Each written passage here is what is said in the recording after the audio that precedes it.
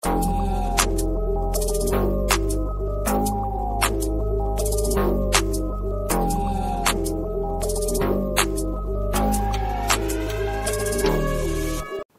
alumnos, soy el profesor Julio Chávez del curso de Filosofía. Esta vez vamos a desarrollar la semana de repaso correspondiente a la última semana de este curso preparatorio del Centro Preuniversitario de la Universidad Nacional Mayor de San Marcos. Es un conjunto de preguntas que resume, recuerda y sintetiza todo el curso en general. Entonces, pasemos a analizar y ver cuáles son las alternativas correctas. Ustedes pueden emplear diversas estrategias, la memorización simple, la memorización analítica, ¿no? Ubicar a los autores, a las ideas y no olvidarse que siempre les recomendé que cada autor, cada teoría tiene un concepto clave. Eso es lo fundamental, No confundir el concepto de un filósofo con el de otro filósofo. Por lo demás, a veces es inconfundible. Lo que dice Platón, los conceptos que maneja Platón son totalmente distintos a los conceptos que maneja Aristóteles. No hay manera de confundirse. Descartes, por ejemplo. Descartes tiene una teoría, que ustedes ya saben, racionalista. Él maneja una teoría con sus propios conceptos muy distinta a la de Locke. Locke tiene una filosofía con sus propios conceptos, con sus propios puntos de vista, y también es difícil tratar, como se dice, de combinarlos o mezclarlos. Solamente eso sí, memorizar cada uno de lo que dice y también comprender. Entonces veamos la primera pregunta de esta semana de repaso. Se presenta de esta manera. Es una cita.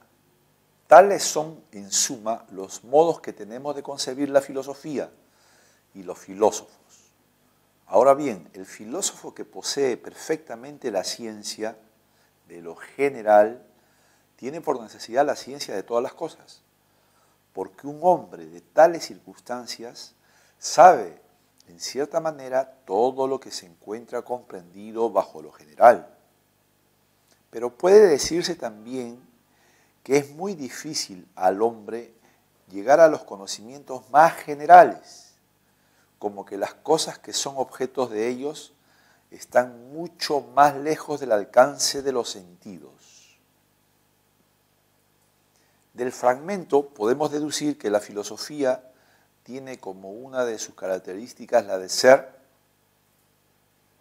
Bueno, entonces, claro, aquí hay que acordarse de las características de la filosofía que están ahí. En realidad todas las alternativas son las características de la filosofía, pero ¿cuál de esas se resalta en la cita? Entonces, inmediatamente se refiere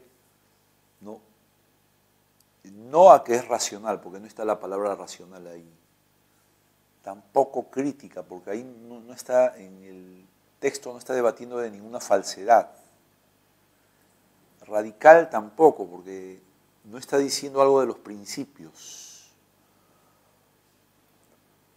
Más bien lo que está tratando de decir es que la filosofía es general, en tanto que es general, entonces es totalizadora.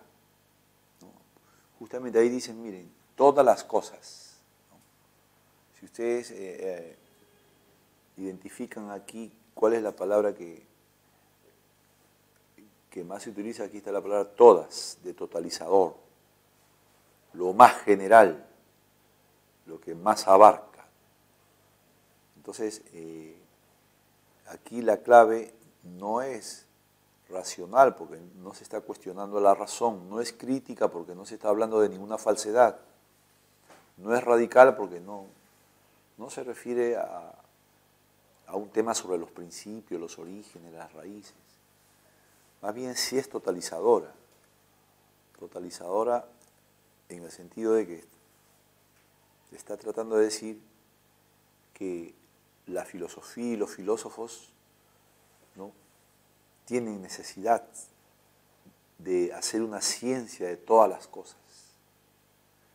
Problemática tampoco es porque, ¿no?, la cita no trata, no le atañe el asunto de la problematización. Entonces, la 1, ¿no?, la pregunta 1, la clave, ¿no?, es la D. Pregunta 2. Se presenta también como una cita. Queda la de que es, mas por ella hay puestas señales muchas que al ser no nacido, ello es imperecedero, todo en entero igual y sin muda y bien acabado. Nunca fue ni será, pues ahora es todo a la una, uno en sí mismo y continuo. Pues, ¿qué nacimiento buscarle? Entonces, aquí dice, conforme al fragmento anterior, Parménides estaría filosofando dentro de la disciplina filosófica denominada. Aquí ustedes tienen que ver que las citas siempre traen conceptos claves. Si te preguntan por una disciplina, entonces tú tienes que ver, ¿no? Por ejemplo, si es la ética, tiene que haber el concepto de moral, de bien, del mal acá, pero acá no hay nada de eso. No es la ética entonces. No es la ética porque no hay esos conceptos. Si ves la epistemología, tú ya sabes que estudia la epistemología. La epistemología estudia la ciencia, el conocimiento científico, pero nada de eso hay acá en esta cita. Entonces, esta tampoco es. La nociología, ahí tienes que recordar que estudia la nociología, el conocimiento. Aquí hay algo sobre el conocimiento, aquí más bien habla sobre el ser. Fíjate, acá no hay la palabra conocimiento. Entonces no puede ser esta clave de ninguna manera. La axiología estudia los valores. ¿Hay algo del valor acá? No hay por ningún lado algo del valor, entonces tampoco puede ser esta alternativa. Más bien, ¿qué estudiaba la ontología? ¿No? Trataba de encontrar un ser que lo explique todo. ¿Y no estará la palabra ser por si acaso? A ver, buscamos la palabra ser. Queda, más por ella, señales de... Mira, aquí está la palabra el ser, fíjate. El ser, ¿no?, todo ello entero igual, nunca fue ni será, pues todo es uno. El ser que trata de explicar todo, uno en sí mismo y continuo. El nacimiento, el origen. Entonces, no cabe duda que es la ontología, porque elementalmente la ontología trata de encontrar un ser que lo explique todo, encontrar una sola cosa que lo explique todo. Entonces, ¿no?, indiscutiblemente es la E. La clave es la E. La alternativa E. Pregunta 3. Esta es una cita más extensa. Platón criticaba a los sofistas por su formalismo y sus trampas dialécticas, pretendiendo enseñar la virtud y hacer hombre, cuando nada desde un saber puramente sectorial como el del discurso retórico puede arrogarse tal derecho. La primera exigencia de esa arete era el dominio de las palabras para ser capaz de persuadir a otros, poder convertir en sólidos y fuertes los argumentos más débiles, dice Protágoras. Gorgias dice que con las palabras se puede envenenar y embelezar. Se trata pues de adquirir el dominio de razonamientos engañosos. El arte de la persuasión no está al servicio de la verdad, sino de los intereses del que habla. Llamaban a ese arte conducción de almas. Platón dirá más tarde que era captura de almas. Según algunos autores, no eran pues propiamente filósofos. Para quienes son de esa opinión, tenían sin embargo en común con los filósofos una actitud que sí puede llamarse filosófica. No creían en el ser humano, no creían que el ser humano fuese capaz de conocer una verdad válida para todos. Cada quien tiene su verdad. Del fragmento anterior podemos deducir que los sofistas, según Platón, en general eran... Bueno, esto también ya está bien reforzado por esta cita, ¿no? En realidad los sofistas, no vayan a poner ustedes, no se vayan a equivocar y poner hermenéuticos, porque la hermenéutica es una cosa moderna, ¿no? Esta alternativa está muy distrayente. Tampoco eran criticistas, porque criticista es Kant, es otra alternativa distinta. Más bien relativista sí, porque lo que está diciendo en la cita es que los sofistas decían que depende de la fuerza que tú le pongas a las palabras, ¿no?, para que la gente crea en esa verdad. Entonces, los relativistas consideraban que el ser humano no puede conocer una verdad para todos, sino que cada uno tiene su verdad. Entonces la verdad es relativa. De tal modo que la alternativa, ¿no?, más sensata y, digamos, válida es la C. Más bien las otras alternativas neoplatónicos no tienen cabida aquí. Y el helimorfismo es un concepto de Aristóteles, pero que tiene que ver con otros temas, con otras razones. Este es un distractor bien alejado, tampoco puede ser. Entonces, en la pregunta 3, la clave es la C. Pregunta 4. Identifique las propuestas socráticas en las siguientes proposiciones. Entonces, ¿no?, jala tu archivo, ubícate en la filosofía de Sócrates, recuerda los principales, ¿no?, conceptos de Sócrates y luego abócate a la pregunta. Son 5.000 alternativas. Dice, todo fluir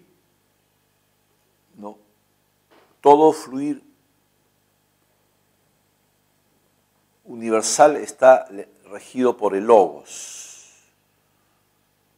Entonces, esa, por ejemplo, eso no es un pensamiento de... Ahí tú podrías poner que eso es falso o no es verdadero. Los seres ideales son inmutables y reales. Tampoco, eso no forma parte del pensamiento de Sócrates, porque Sócrates, si tú bien recuerdas, Sócrates habla del hombre, de la moral, de la sociedad. Él no habla de los seres si son inmutables o reales, tampoco.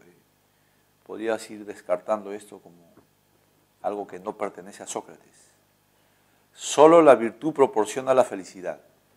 En este caso sí, porque ya nosotros sabemos que el tema de Sócrates preferido, y es el único tema que él trata, es de la moral, la virtud, la felicidad del hombre. Dice, existen dos mundos, uno sensible y otro inteligible. Bueno, Sócrates no hace una teoría de la realidad, del conocimiento. Esta más bien es la teoría de Platón. Si ustedes recuerdan, estos son conceptos platónicos. Entonces, de ninguna manera están dentro del pensamiento socrático. El oficio de comadrona de su madre inspiró su método.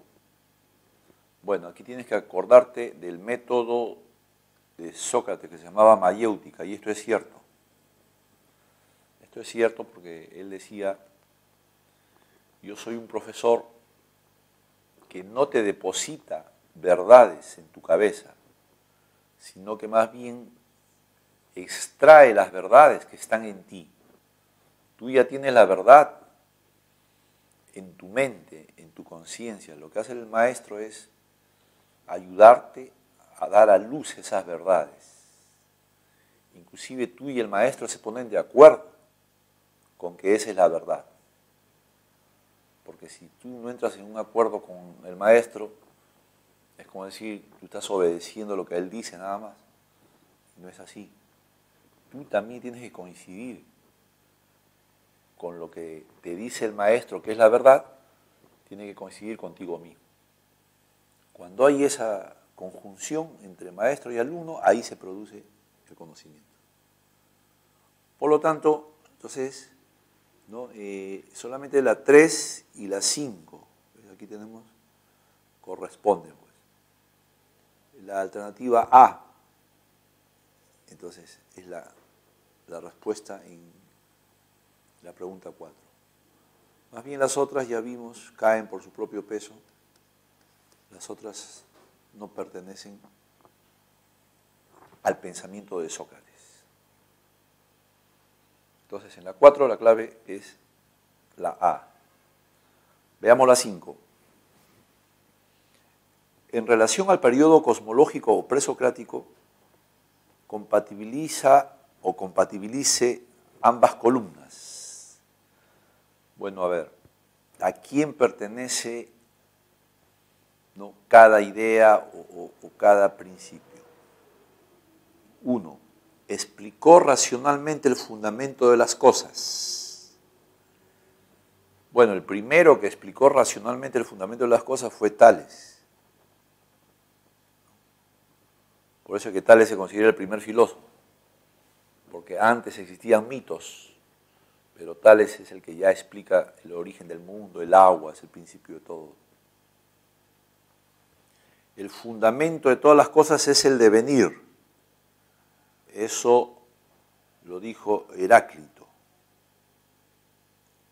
Tienes que hacerlo corresponder con Heráclito. Recuerda algo de Heráclito. Heráclito decía, el mundo está en constante cambio. Todo sucede y nada vuelve a repetirse. La vida, la historia, ¿no?, es un fluir constante. Todo cambia, todo está en permanente transformación. Es el fuego. Él hablaba de un fuego que cambia constantemente las cosas. Y ese movimiento se llama dialéctica también. Perdón. Entonces, 3. Se negó a aceptar el carácter ilusorio de la realidad sensible. En este caso es Empédocles. O sea, Empédocles es un filósofo que investigaba. Inclusive la anécdota dice que Empédocles, por investigar, se cayó y murió en un volcán. Porque él decía, bueno, lo único que existe en la realidad son las cosas, el mundo, la materia. Él era geólogo, él era astrónomo, él era geógrafo. Él se negaba a aceptar las ideas, las ilusiones. Y también la 4 es, fue el primero en utilizar el término arjé. En este caso hay que relacionar esta idea con Anaximandro. Acuérdate de Anaximandro, fue el que dijo el origen o el arjé de todo es el apeiron. Entonces, si nosotros relacionamos esto 1C, 2D, 3B y 4A, vemos que la alternativa correcta, en este caso, es la A. Todos estos pares ordenados coinciden con lo que hemos analizado. Más bien, el resto de alternativas, alguna es correcta, pero otras se echan a perder y invalidan el resto de alternativas. Sigamos viendo. Pregunta 6. Determine la verdad y falsedad de las siguientes proposiciones correspondientes a la filosofía antigua. Esto es como característica de la filosofía antigua. Para Parménides, el ser es y el no ser no es. Bueno, esto sí es verdadero. Esto es algo verdadero. Esto lo dijo Parménides. A ver, veamos la otra. Los sofistas pensaron que no es posible conocer las cosas de manera absoluta. También es verdadero. Los sofistas siempre dijeron esto. Sócrates denominó a su método silogismo. Esto sí es falso. El método de Sócrates se llamaba mayéutica. Los temas en la filosofía antigua fueron eminentemente éticos y morales. No es cierto, porque, claro, la ética vino después con Sócrates, pero antes también hubieron temas sobre la naturaleza, sobre el origen del mundo, sobre la cosmología, entonces también es falso. Los temas de la filosofía antigua no fueron netamente sobre ética, moral, fueron también sobre el origen del mundo, el origen de la materia, del movimiento. Entonces, verdadero, verdadero, falso, falso. Eso coincide con la clave, ¿no? En este caso, a ver, en la pregunta 6, aquí tenemos la A, perfecto. Esta es la alternativa. Más bien las demás alternativas pueden contener algún elemento de verdad, pero la mayoría son inválidas. La secuencia corresponde a la A. Pregunta 7. Según Emilio, los seres humanos no debemos sentirnos tan orgullosos de la civilización que hemos creado a lo largo de tantos siglos, pues esta no es más que una máscara que oculta nuestra verdadera esencia. Por ello, él considera que lo más sabio es renunciar a todo estilo de vida vinculado a las convenciones y reglas sociales, porque más importante es tener una existencia sencilla, lejos de necesidades artificiales que nos alejan de la libertad. La postura de Emilio ante la existencia del ser humano se acerca considerablemente a la de la escuela. Bueno, aquí tienes que ubicarte según el orden que hemos impartido en el curso, tienes que ubicarte, ¿no?, también en las etapas de la filosofía antigua.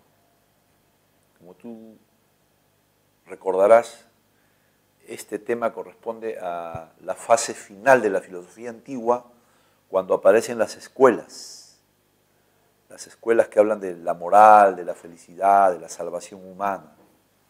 Y además eso te puedes dar cuenta también que la pregunta trata de eso, porque aquí abajo están todas las escuelas. Entonces, ya mentalmente ubícate en ese contexto y tienes que relacionar, pues. Cada escuela también tiene su propuesta. ¿Quién es el que propuso, ¿no?, que hay que ajustar nuestro modo de vida a nuestro verdadero ser y no a las convenciones, a lo que le digan lo demás? Los escépticos no. Primero, puedes empezar a descartar también. Puede ser una buena estrategia empezando a descartar.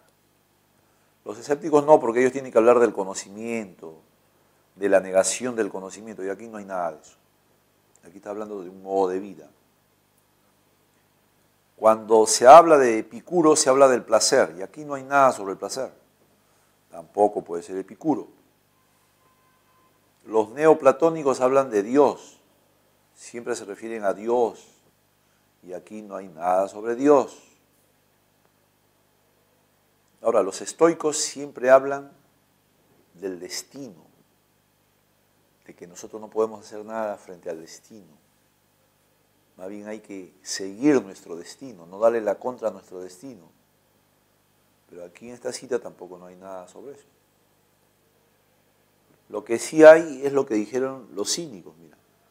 Justamente cínicos. ¿Se acuerdan de Diógenes que vivía en una plaza, se metió en un barril ahí a vivir como él quería y no le hacía caso a nadie y vivía de acuerdo a sus impulsos y no le importaba cómo vivieran los demás, las reglas, quién era quién? Esos son los cínicos, de manera que la cita alude a los cínicos. La clave entonces es la escuela cínica. Y aquí están las palabras clave. Dice que los cínicos nos aconsejan renunciar a esos estilos de vida que te impone la cultura, la época, la moda, la sociedad. ¿Por qué? Porque eso nos hacen llevar una vida muy artificial, muy lejos de la verdadera libertad humana. Bueno, entonces, no hay duda que la clave es la B. 8. Ante la grave enfermedad que le diagnosticaron, Aurelio llevó a cabo una profunda reflexión sobre su situación y llegó a la conclusión de que no valía la pena entristecerse y deprimirse, pues las cosas que le suceden a los seres humanos le suceden por alguna razón. Por ello decidió aceptar que lo que le vino en suerte con el objetivo de alcanzar cierta tranquilidad en los últimos meses de vida que le restan. Entonces, aquí la perspectiva sobre la vida que adopta Aurelio puede asociarse con él. Claro, Aurelio aquí aparece como una persona que ha caído en una enfermedad y él acepta ya esa suerte, ¿no? Y más bien espera con cierta tranquilidad las consecuencias, ¿no? de los, digamos, de esa enfermedad aparentemente mortal. Acepta que va a perder la vida y se resigna frente a ella. ¿Quiénes son entre esas escuelas, las que están aquí, los que piensan de esa manera? Ahí ustedes tienen ya que acordarse de esa escuela que decía: acepta tu destino, acepta tu suerte, acepta con una especie de fatalidad. Fatídicamente es así, ¿qué vamos a hacer? No hay manera de cambiarlo. Más bien hay que enfrentar las cosas duras, no hay que darle la contra, hay que aceptarlo de buena guisa. Bueno, este no es el aristotelismo. No es algo que tenga que ver con Aristóteles. El cinismo propone otra cosa. El cinismo bien propone, como ya vimos, renunciar a las reglas, renunciar a las modas, renunciar a los estilos de vida que la sociedad te impone. En este caso sí corresponde con el estoicismo. Los estoicos proponen eso. Prepararnos para aceptar lo peor en esta vida, porque el destino, la naturaleza y las miles de causas en las que nosotros estamos envueltos, no es posible darle la contra. Si tú naces con una enfermedad mortal, ¿qué haces? Vas a ser infeliz si quieres darle la contra. Ya hay cosas que no se resuelven según ellos. Hay cosas fatales, fatídicas, que ya no se resuelven. Así vengan 1000 dioses a salvarte, no lo van a resolver. Así que tienes que aceptar nada más tu suerte. Y tienes que aceptarlo con hidalguía, con honor, con tranquilidad, con serenidad. ¿Sí? Entonces eso más o menos te recomendaban los estoicos.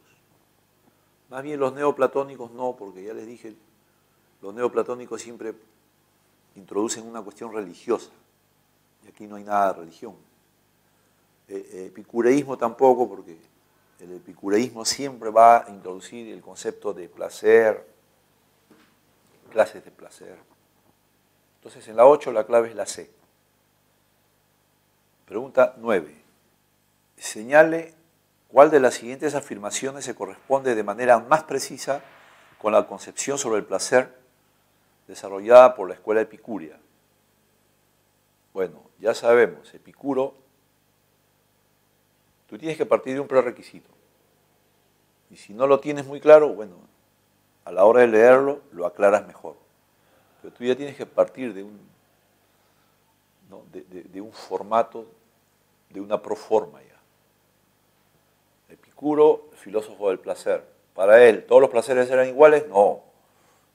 Los placeres se distinguen en dos. Los placeres del cuerpo, sensuales, él rechaza eso. Para él los placeres que valen son los placeres intelectuales, espirituales. Si tú tienes esa proforma, entonces vas aquí y ves si esto está expresado así. Y entonces las alternativas o te aclaran bien tu proforma o aquí mismo encuentras y las perfeccionas. Aquí dice, los placeres vinculados al ámbito sensual son los más intensos y por ende los más valiosos. No, pues. Ya le dije, Epicuro nunca dijo, esto es como falso. Esta no es la alternativa. Porque jamás Epicuro dijo que los placeres sensuales son los más valiosos. Es una falsedad.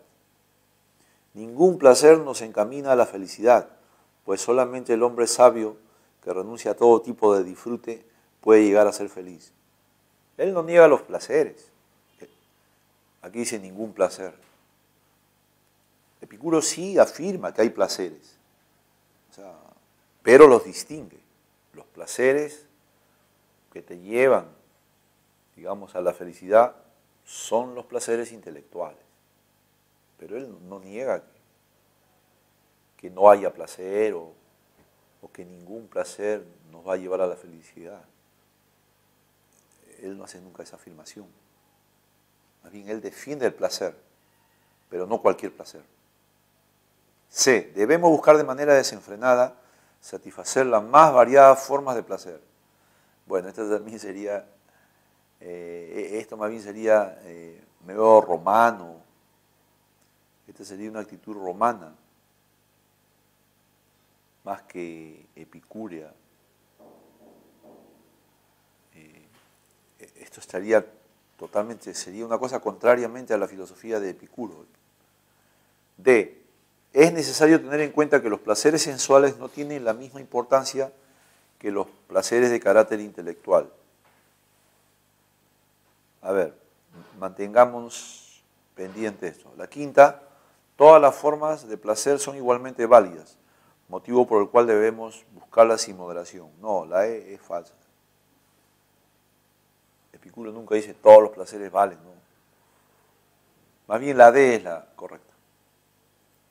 Entonces la clave en la 9 es la D. Pregunta 10. La frase de San Agustín, creer para comprender, implica que, en ese caso, tienes que acordarte del pensamiento de San Agustín, que es el pensamiento de los cristianos. Para todo cristiano la fe es superior a la razón. El hombre tiene que pedir a Dios para conocer. Entonces ahí tú ya empiezas a chequear aquí y dice, debemos confiar en nuestras facilidades racionales. No, para un cristiano no debemos confiar en nosotros, debemos confiar en Dios. La B, es necesario que la razón sea la base de nuestro conocimiento. No, eso sería anticristiano. Esos son los racionalistas, los que dicen que basta mi razón para conocer, no necesito a Dios. Eso ya es ser ateo. La fe y la razón son igualmente importantes para creer. No, eso lo dijo otro clérigo, lo dijo otro sacerdote que se llama Santo Tomás. Eso lo dijo él 5 siglos después. La razón se encuentra subordinada a la fe. Esta sí parece exacta, pero descartemos con la E, a ver. En algunos casos la razón puede llegar a contradecir la fe. No, de ninguna manera. La razón siempre estará sujeta a la fe. Por lo tanto, ¿no? La alternativa es la D. La 11. Lucía tiene plena confianza en sus facultades, por lo cual considera que si se puede conocer la realidad, mientras que Fernanda duda de que en realidad alcancemos conocer algo certero en nuestra vida. Las posiciones que expresan Patricia y Lucía serán respectivamente, entonces a ver, veamos, ¿qué dice Lucía? Lucía dice, tiene plena confianza en conocer la realidad. O sea, ella está segura de que se puede conocer la realidad. Fernanda, ¿qué dice? Ella duda de que en realidad alcancemos a conocer algo. Entonces, ¿cómo se llaman esas actitudes? Una de esas actitudes, los que tienen plena confianza en la razón, es el dogmatismo. ¿No? Los que tienen plena confianza en la razón es el dogmatismo. Y los que dudan de la razón es el escepticismo. Aquí la clave es la A. Más bien la B, criticismo, dogmatismo. El criticismo no tiene nada que ver acá. Y el dogmatismo de Lucía no es dogmática. Lucía, como duda, no vas a decirle dogmática. Si duda, ella es escéptica. Escepticismo, dogmatismo, aquí está al revés, más bien. Aquí está al revés, tampoco es. De fe y de desconfianza. No, no se trata de fe, pues la fe es religiosa. Y de desconfianza también es una palabra muy débil. Para eso en filosofía se utilizan conceptos. Criticismo, escepticismo. No, la postura de Fernanda, no, la postura Patricia y Lucía, Fernanda. En realidad han cambiado el nombre acá, la primera es Lucía. Entonces,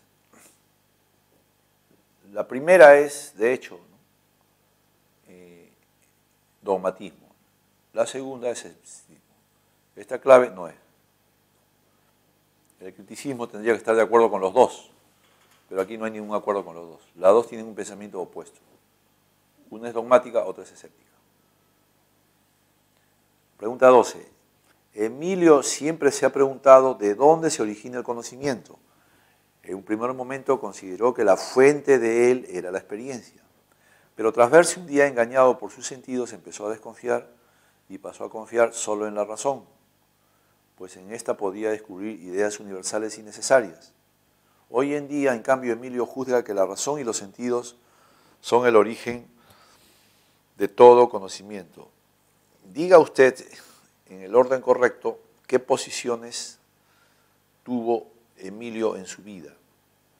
Acá lo que tienes que ver, tú mismo tienes que completar a veces lo que te piden acá. En realidad lo que te están pidiendo acá es, diga usted el orden correcto, qué posiciones nociológicas o qué posiciones filosóficas frente al conocimiento tiene Emilio. ¿No? Entonces, primero él creyó en qué? Primero él dice, primero creyó en la experiencia. Ya, ese es empirismo. Entonces busca acá la alternativa que empieza con empirismo. Acá hay dos que empiezan con empirismo, tienes que tener cuidado. O sea, al comienzo fue empirista, pero después se dio cuenta que las ideas también eran seguras. Entonces, ¿cómo se llama esa doctrina que cree que las ideas son las más seguras y verdaderas? Racionalista. Entonces va sacando aquí, a ver, empirista, racionalista. Todas las que no empiezan con empiristas, entonces ya las vas descartando. ¿No? ¿Por qué la vas descartando? Porque estas no empiezan con empiristas. Porque Emilio primero fue empirista, entonces en estas tres alternativas no empieza con el empirismo. Acá sí empieza con el empirismo, entonces la respuesta está entre estas dos. Pero la segunda, ¿no? Aquí dice que Emilio creyó en la razón, entonces es racionalista, por lo pronto ya vas criticando acá, vas eliminando la D. Y finalmente creyó en las dos, así como Kant. Aquí tienes que acordarte de esos filósofos, de Descartes, de Locke y de Kant. Entonces la clave es la E. ¿No? En la 12 la clave es la E. Pregunta 13. Ciertas comunidades en el mundo que no tienen la idea de Dios ni de alma y se van de este mundo sin nunca haber tenido experiencia de ellas, de lo dicho se podría inferir correctamente que en esta pregunta, como le vuelvo a repetir, hay preguntas donde tú también tienes que poner algo de tu parte. Aquí te están preguntando de acuerdo con Locke, de acuerdo con la filosofía empirista de Locke. Porque si se acuerdan de esa teoría de la tabula rasa, que nosotros nacemos sin ninguna idea, que todas las ideas vienen del mundo exterior. Entonces, ahí tienes que ver cuál es la alternativa. Al nacer la mente del ser humano es como una hoja en blanco y no hay nada en ella que no haya pasado antes por la experiencia. Esto parece verdadera. Eso es lo que dijo Locke. Las ideas innatas las tienen todos los hombres, vienen con ellas al mundo. No, esto no es. No. Las ideas dependen únicamente de la razón. Todo esto es de Descartes. La tabula rasa en el hombre se da a partir de sus razones. No, esto es una contradicción, esto es contrario. El hombre nace sin Dios y sin alma. Bueno, esta es una alternativa alejada. Esta es una alternativa para alumnos distraídos. Tú tienes que estar enfocado. Entonces, la clave en la 13 es la A. Acuérdate del nombre de John Locke. Este es el pensamiento de Locke. Más bien estas dos, la B, la C y la D, la D es una idea contraria a Locke, pero la B y la C son de Descartes. Entonces no puedes ponerlo de Descartes a Locke. 14. Desde el empirismo de Hume, de David Hume, la idea del sabor dulce que se posee en la mente se explica como. Sobre estos filósofos tienes que acordarte, tienes que aplicar una estrategia, tienes que acordarte de su concepto principal nada más. Para Descartes, el concepto principal es la razón. Para Locke, la experiencia. Para Hume eran las impresiones. Nuestras ideas son impresiones. Toda impresión se convierte en una idea. O sea, si yo digo lapicero, es la impresión del lapicero que tengo. O sea, no es una creación, sino una impresión de lo que está en la realidad. Entonces, a ver, la capacidad natural que el hombre de captar, no es una capacidad natural. Una derivación directa y clara de su impresión. En la medida en que la palabra impresión está aquí, esta sí es verdadera. Esta la seleccionamos como verdadera, a menos que haya otra que niegue o que sea más exacta o algo así. A ver, no pueden haber dos ideas para una misma pregunta. La experiencia de haber probado tal sabor, no, la experiencia misma no. En este caso, la C tampoco es. Una idea facticia producto de la mente. Eso es de Descartes, no es de Hume. La alucinación surgía de haber probado algo dulce. Bueno, este es un distractor bien, digamos, alejado de la verdad. Entonces, la palabra clave aquí es impresión. Para Hume solamente tenemos impresiones. En la 14, entonces, la clave es la B. Pregunta 15. El objetivo del criticismo kantiano consiste en establecer es una pregunta sobre el filósofo Kant. Y lo que ocurre es que Kant ya no quería hablar sobre el origen, porque Kant decía, si hablamos sobre el origen, vamos a un callejón sin salida. Más bien hay que hablar sobre cómo ocurre el conocimiento, cuáles son las condiciones y además su límite también. Entonces, justamente ahí Kant no empezó a hablar sobre las ambigüedades, ni tampoco sobre los vicios del conocimiento. Esta no es la clave. Tampoco empezó a hablar sobre las reglas del conocimiento y sus factores. Tampoco sobre las críticas y fundamentos. Dice, las finalidades y los objetivos. Esta tampoco es la clave. En realidad Kant se dedicó a hablar sobre las condiciones y los límites de nuestro conocimiento. En la pregunta 16, de acuerdo con las ideas de Friedrich Nietzsche, el superhombre es fundamentalmente un tipo moral capaz de subvertir la tabla de valores impuesta por él. Bueno, Nietzsche o Nietzsche, ya ustedes saben, es un crítico de los valores, sobre todo de los valores, ¿no?, que Europa heredó de los judíos y de los cristianos, y de los griegos también. Entonces, Nietzsche critica mucho esos valores, porque para él son valores extraños a la naturaleza del hombre.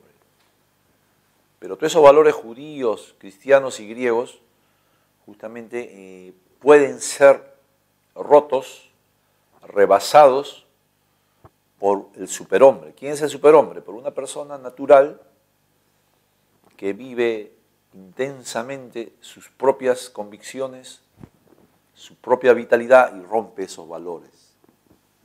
Entonces la crítica de Nietzsche, o de Nietzsche, la idea del superhombre es que el superhombre trata de subvertir o trata de superar o destruir los valores del cristianismo. Nietzsche no tiene que ver nada con el empirismo, entonces esta sería la clave, ¿no? Más bien contra el empirismo no, Nietzsche no debate contra el empirismo, también ataca el racionalismo, pero él ataca los valores sobre todo, la moral. Él tampoco dirige sus críticas al criticismo, ni tampoco al positivismo. Si bien es cierto, ataca a la ciencia, pero no en especial al positivismo. Entonces, Nietzsche es conocido como un crítico de los valores. Para eso utiliza diversas figuras como la del superhombre. La pregunta 17. La aplicación del método dialéctico al estudio de la historia humana se denomina materialismo histórico y fue obra de Karl Marx. Según este filósofo alemán, el motor de la historia humana es, bueno, esta es la filosofía de Marx. Para el motor de la historia, o sea, el motor de la historia es por qué cambia la historia, por qué se desarrolla la historia. No es por la acumulación de capital, esa es su teoría económica, digamos. Tampoco no es por el surgimiento del Estado. No se debe al espíritu absoluto, porque más bien ese es un concepto de su profesor, de su maestro Hegel. Más bien este concepto sí es marxista, el de la lucha de clases. Cuando el hombre viene al mundo, siente necesidad de satisfacer sus bienes para vivir, pero ahí es donde algunos se apropian de las cosas y a los otros lo dejan hambrientos. Entonces ahí aparece la lucha de clases.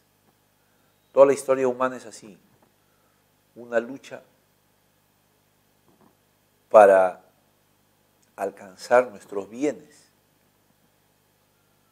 para subsistir. Lo que ocurre es que en cada etapa de la historia una clase social se apropia de todos los bienes y a los demás los deja desposeídos. Entonces hay una constante lucha de clases. Y cada época una clase derrota a la otra clase e inaugura una nueva etapa histórica. Ya esa es la filosofía marxista. La propiedad privada, no, ese es un elemento nada más. Por lo tanto, en la 17, la clave es la C. Bien, pregunta 18. Según Comte, el padre del positivismo, la etapa intermedia de la evolución del espíritu humano se denomina estado metafísico, en la cual se explican los fenómenos por medio de categorías abstractas. En esta etapa predomina, esto deriva de la teoría de los 3 estadios de la evolución del espíritu humano según Comte. ¿Cuáles son esos 3 estadios? Primero, el estadio teológico, donde solamente predominaban religiones, dioses, mitologías. Después vino el estadio filosófico, donde predominaba la especulación, la filosofía. Es como que fue una época donde predominaban discursos o argumentos que no tenían una prueba, que no tenían vinculación con la experiencia. Eran construcciones ideales, ¿no? Y el tercer estadio es el positivo. Por eso es que Comte es positivista, donde todo es científico, donde todo se basa en la experiencia. Entonces lo que está tratando de decir acá es que en el segundo estadio, que denominó estadio metafísico, ¿por qué le denominó estadio metafísico? Porque ahí solamente predominaban especulaciones filosóficas, quiere decir ideas que no aterrizaban, ideas que no tenían fundamento empírico o prueba empírica. A eso llama él especulación filosófica. Entonces, en este caso, la clave es la E. Más bien la A no, porque él no habla de la moral o tampoco tiene que ver con la investigación científica. La suspensión de los juicios es de otras filosofías. La indagación teológica, esto está fuera de foco. Entonces, la 18 la clave es la E. En la 19, la aplicación del método dialéctico al estudio de la historia humana se denomina materialismo histórico y fue obra de Karl Marx. Según este filósofo alemán, el motor de la historia humana es la lucha de clases. La lucha de clases, otra vez. En este caso, ya esta pregunta fue hecha. La del resto de alternativas no es correcta. 20. La filosofía no es una doctrina, sino una actividad. Una obra filosófica consiste esencialmente en elucidaciones. De esta tesis de Wittgenstein podemos deducir que, aquí te están preguntando algo sobre este filósofo de la lógica, Wittgenstein, ¿no? Wittgenstein dice que es una filosofía que importa mucho a la tradición, ¿no? Él no habla de ninguna manera de la tradición, eso será para los hermeneutas, fenomenólogos. La filosofía es entendida como una actividad clarificadora. Claro, el filósofo tiene que esclarecer o clarificar las cosas, pero lógicamente. Esta la tomamos ahora como verdadera. Importa poco lo que piensa el investigador. Bueno, es una alternativa equivocada. El único criterio válido es el principio de autoridad. Esto parece la escolástica. Todo texto filosófico contiene verdades absolutas. Bueno, esto no tiene que ver nada con el filósofo Wittgenstein. Para él, la filosofía es el análisis lógico del lenguaje. Tienen que esclarecer quién está razonando válidamente y quién. Pregunta 21. En el contexto de la epistemología kuhniana de Thomas Kuhn, cuando los científicos investigan en su dominio respectivo, aceptando un paradigma vigente, pero enriqueciendo el bagaje de conocimientos en dicho dominio, están realizando lo que Kuhn denomina, claro, están realizando o está ocurriendo la etapa de lo que Kuhn denomina la ciencia, es una ciencia normal. Eso también ya deben conocerlo ustedes. Kuhn es el teórico del paradigma. Los paradigmas son ideas aceptadas por todos los científicos. Cuando todos los científicos aceptan el paradigma, es ciencia normal, ¿ves? Como aquí todos aceptan. Nadie lo rechaza, más bien lo enriquece. Ciencia normal. Más bien cuando los científicos ya encuentran dificultades, cuando encuentran contradicciones, ahí ya desaparece la ciencia normal y viene la revolución, que no es en este caso. El paradigma científico es el concepto, no es lo que está señalando aquí. Aquí está señalando en qué momento todos los... ¿Cómo se llama ese momento donde todos los científicos aceptan el paradigma? Ciencia normal. No en crisis, pues. Si todos lo aceptan, ¿cómo va a estar en crisis? Falsación no es un concepto de Kuhn, es de Popper. Pregunta 22. Entre otras características, podemos atribuir a la lógica moderna, en el afán de ganar precisión y exactitud y el rasgo de ser, no se olviden que el padre de la lógica moderna es Frege o Frege. Él lo que hizo fue trasladar algunos elementos o símbolos de la matemática a la lógica, para ser más exactos, más precisos, como dice acá. Y eso ocurrió también en toda la ciencia. Y eso entonces convirtió a la lógica moderna en una lógica simbólica. Aquí la clave es la E. Aristotélica no, porque más bien ya la lógica moderna superó a la de Aristóteles. Deductiva tampoco, porque ya la lógica moderna no es como la de Aristóteles. La lógica moderna no parte de ideas generales, sino ya de proposiciones. Inductiva tampoco no viene al caso. Universalista es un concepto desechable. La clave entonces en la 22 es la E. Pregunta 23. Para definir lo que es un silogismo categórico, como inferencia, conceptuamos lo que es una proposición categórica. Una proposición es categórica si tiene algunas de las siguientes 4 formas. Todo S es P, ningún S es P, algunos S son P, algunos S no son P.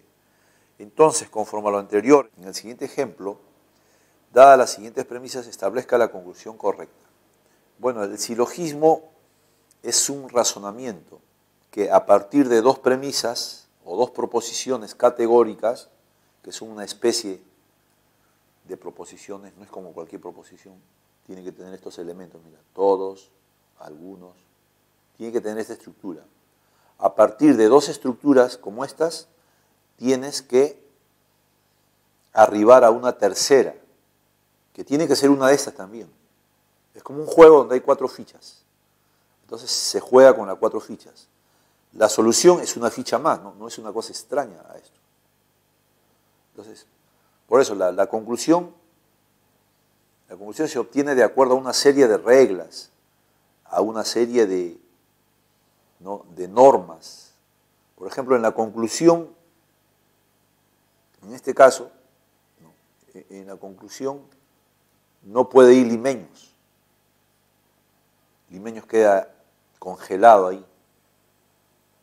Además, ¿qué cosa pongo aquí? ¿Todos o algunos? Ahí también hay una regla. Tienes que poner algunos. Porque hay una regla que dice que si uno de los dos es particular o débil, la conclusión tiene que ser débil. ¿Y acá qué pongo ahora? Acá no puedo poner lo que mi voluntad me manda. Hay una regla que dice, acá va el término menor. ¿Cuál es el término menor? El término menor es el que está aquí. Porque en el silogismo todo tiene su nombre. Todos los elementos tienen su nombre. Y tú tienes que dominar esa terminología. Acá va el término menor. Entonces, algunos hombres. Y de verbo, ¿qué cosa pongo? También tienes que tener cuidado.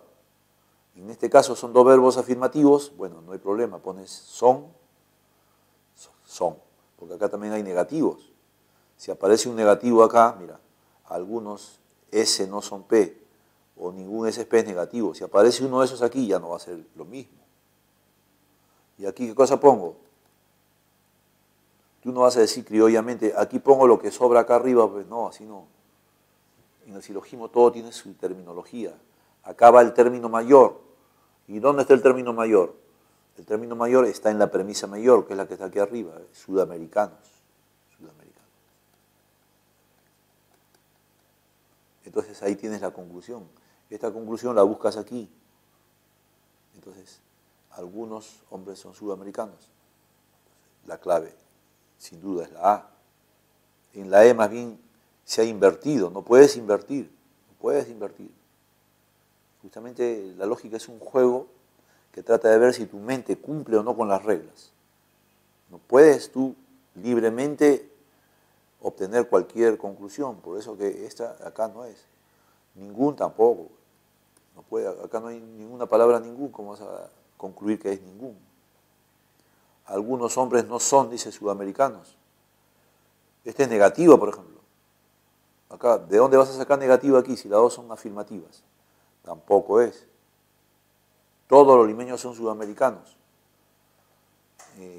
También, ahí hay dos errores inclusive.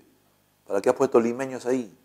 Según la norma, limeños es un término que se llama el término medio. El término medio nunca va en la conclusión, queda arriba. Pero acá lo han puesto, no puede ser esta. De manera que la clave no es la A.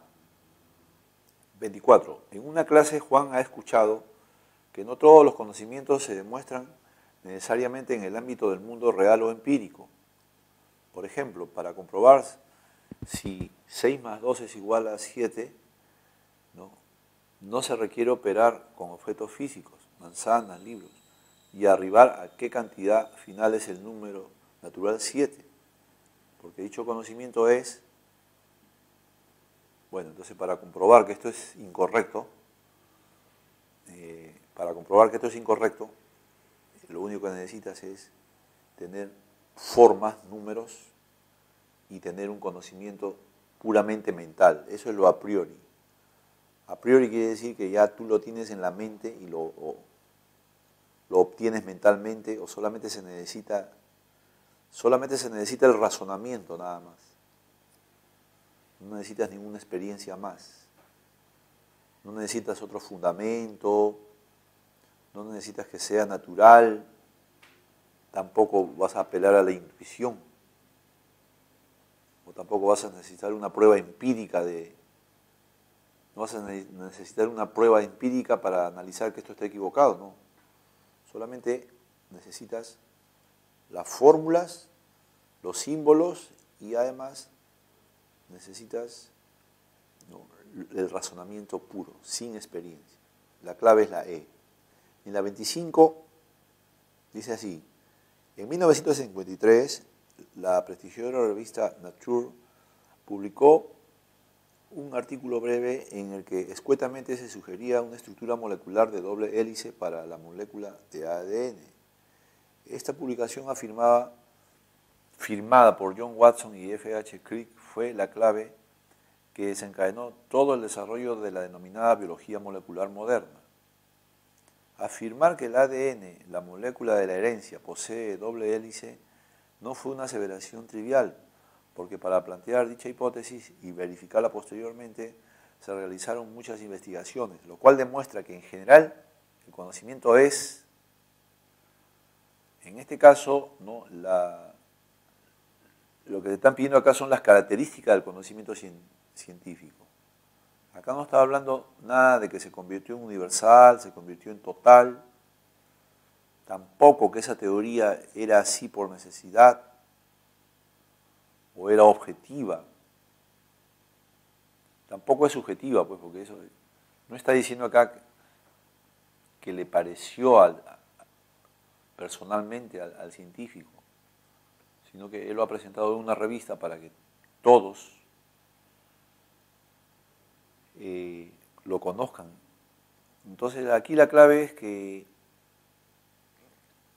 lo que nos trata de decir esto es que todo conocimiento tiene que ser fundamentado, que se aceptó esa teoría siempre y cuando se presentó en un congreso, en una revista y se hicieron análisis y también se verificaron. Fundamental es hacer una teoría y verificarla luego. Pregunta 26. Observando que Pedro, Santiago y Juan se parecen entre sí por ciertos caracteres que les son comunes, como la forma, aspecto y otros, nuestra mente, en la idea compuesta o compleja que tiene de Pedro, de Santiago o de cualquier otro hombre, deja a un lado lo que es peculiar de cada uno y se queda tan solo con lo que es. común a todos, formándose así una idea abstracta y general que conviene a todos los hombres y que prescinde de todas las circunstancias y diferencias que pudieron ligarla a una existencia individual. Así es como se llega a la idea de hombre, o si se prefiere, a la de humanidad. George Berkeley, Principios del Conocimiento. Bueno, esta es una cita de este filósofo. De acuerdo con el texto, la idea de hombre o de concepto de humanidad constituye un conocimiento. Bueno, ustedes han observado aquí, según Berkeley, ¿no? ¿Cómo se llega a la idea de que Pedro, Santiago y Juan se parecen y al final se parecen? ¿Por qué? Tú vas haciendo una operación mental, tú vas separando lo que tienen en común ellos, vas separando las diferencias, las comparaciones y al final llegas, ¿no?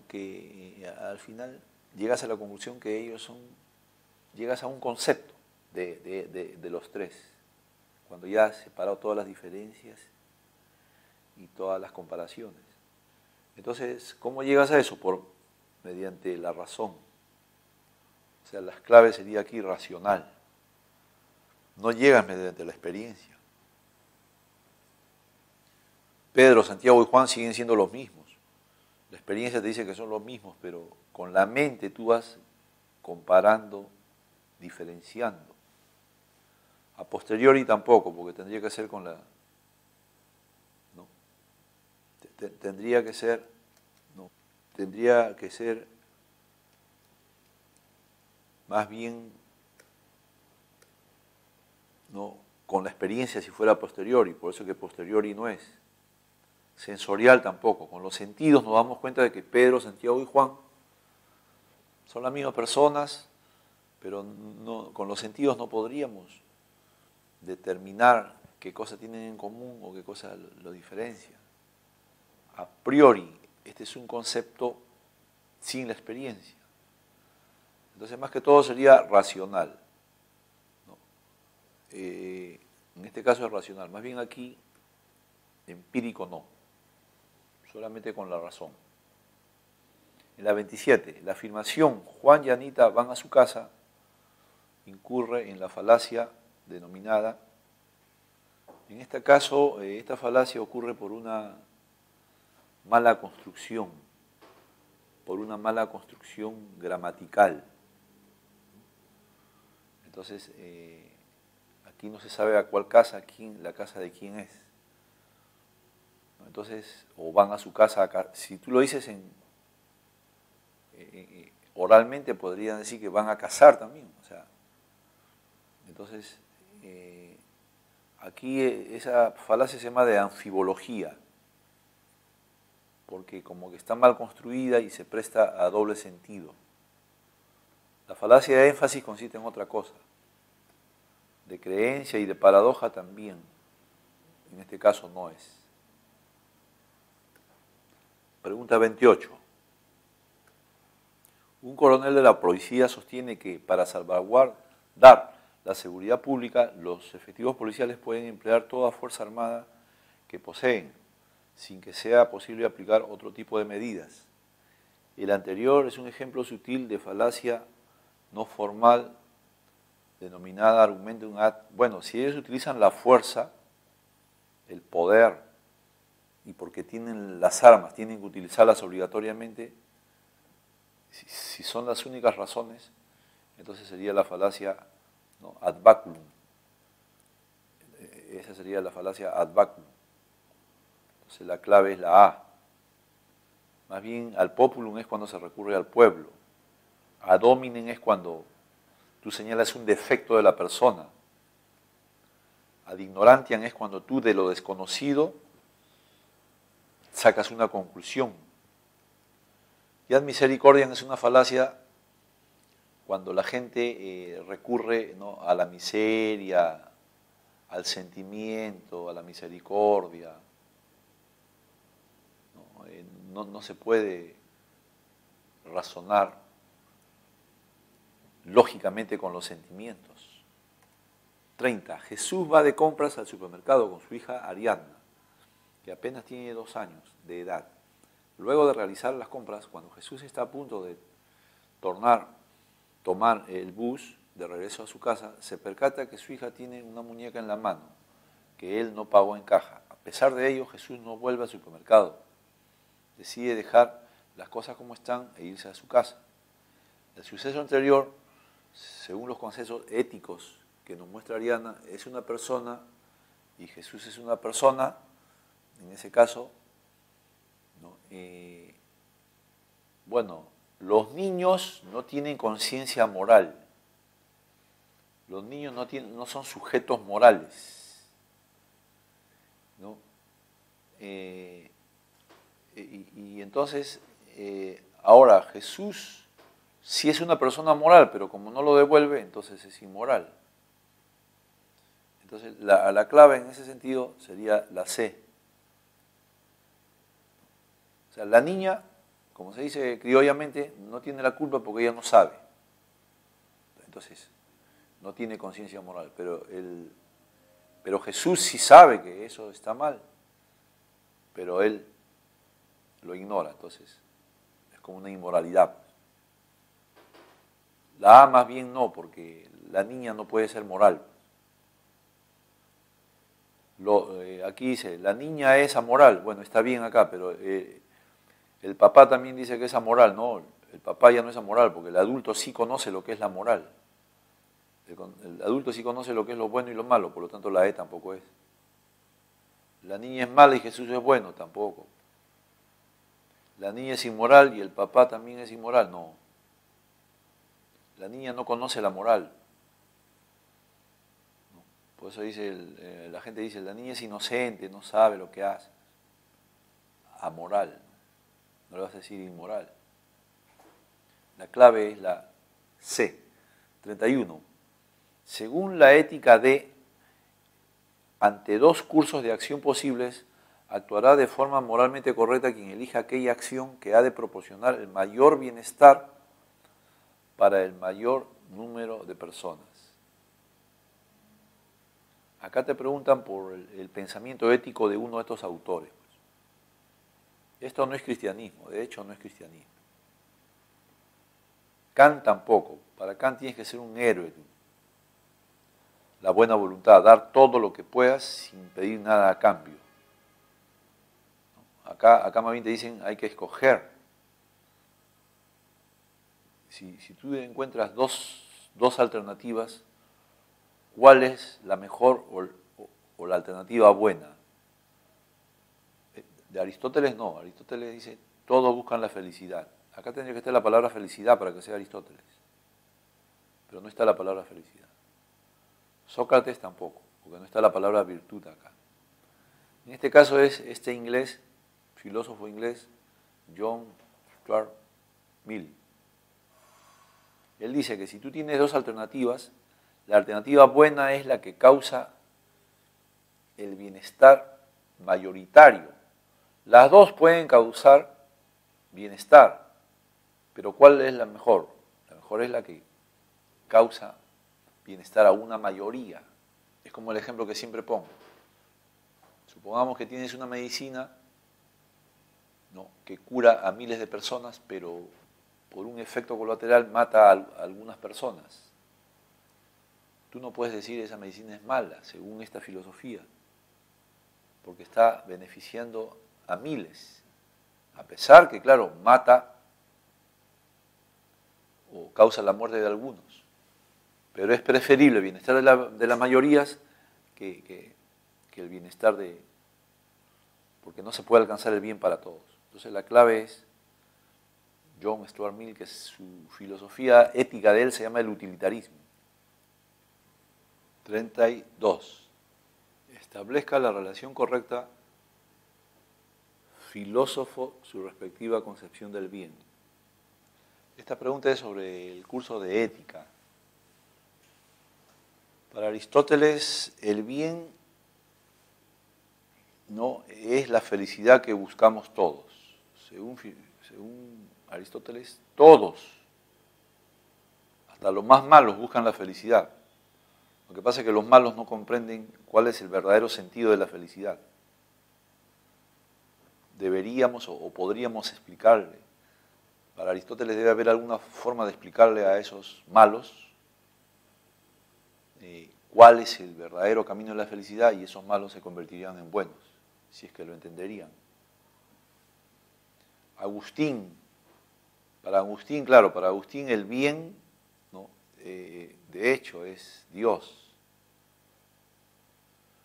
Para John Stuart Mill, para Mill, ¿no? Lo bueno es lo útil para la mayoría. Lo que es útil para la mayoría es bueno, aunque no sea útil para la totalidad. Y Kant tiene su concepto de buena voluntad, pues.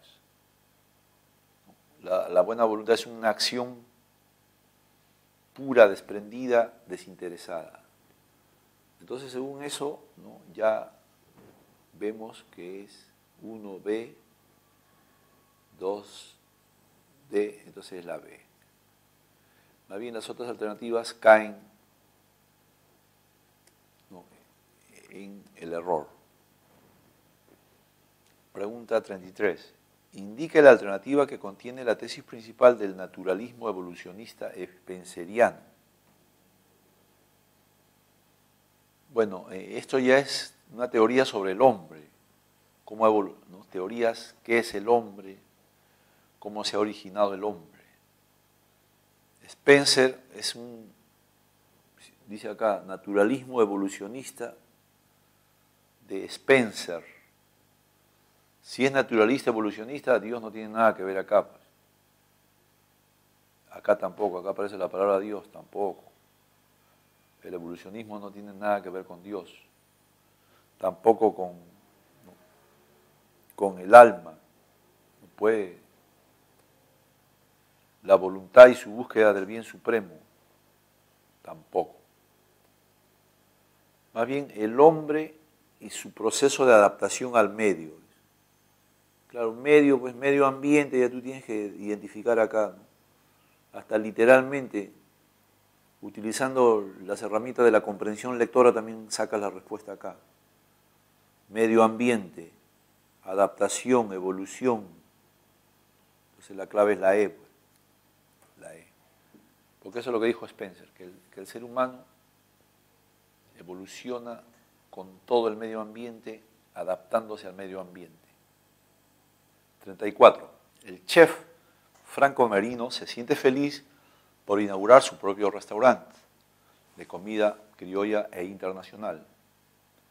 Me siento autorrealizado con mi trabajo y tengo un don en las manos para elaborar riquísimos platillos, afirmó en una entrevista. Su respuesta puede ser relacionada con la posición del filósofo. Bueno, aquí, como les vuelvo a recalcar, cada filósofo tiene su concepto. Entonces, aquí, ¿qué concepto se manifiesta? El concepto de trabajo. Me siento autorrealizado con mi trabajo y tengo un don en las manos. O sea, todo, según él, todo su éxito se debe al arte de sus manos, a su trabajo. Entonces, ¿quién de estos filósofos considera que el hombre es producto de su trabajo o el trabajo transformó al hombre? Cassirer no. Cassirer, él habla de que el hombre construye símbolos, es un animal que elabora símbolos. Scheller tampoco, él habló que el ser humano tiene un plano espiritual cultural. Descartes tampoco, él habla de mente, cuerpo. Spencer es evolucionista. Más bien el único que habla del trabajo que hizo al hombre, transformó al hombre, que gracias al desarrollo de la técnica, la tecnología, las herramientas, el hombre se va convirtiendo en civilizado, en humano, fue Engels. Federico o Friedrich Engels. La clave entonces es la 34. La pregunta 35, finalmente, señala, establezca la relación adecuada entre la postura antropológica y su autor. como un resumen de todo el tema sobre qué es el hombre, ¿no? ¿Cuál es el origen del hombre? El hombre es un animal simbólico. Esa es la teoría de Cassirer. Esa es la teoría de Cassirer. El hombre es un ser social. Esa es la teoría de Marx.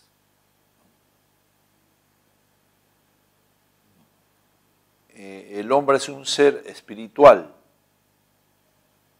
Max Scheler. Y el hombre es un animal racional. Bueno, ese es Aristóteles. Entonces en la 35, ¿no? Sería en la 35, la 1, el hombre es un animal simbólico. 1, B. 2, no, 2, C. 3, D, 4A. Sería la B. La respuesta sería la B.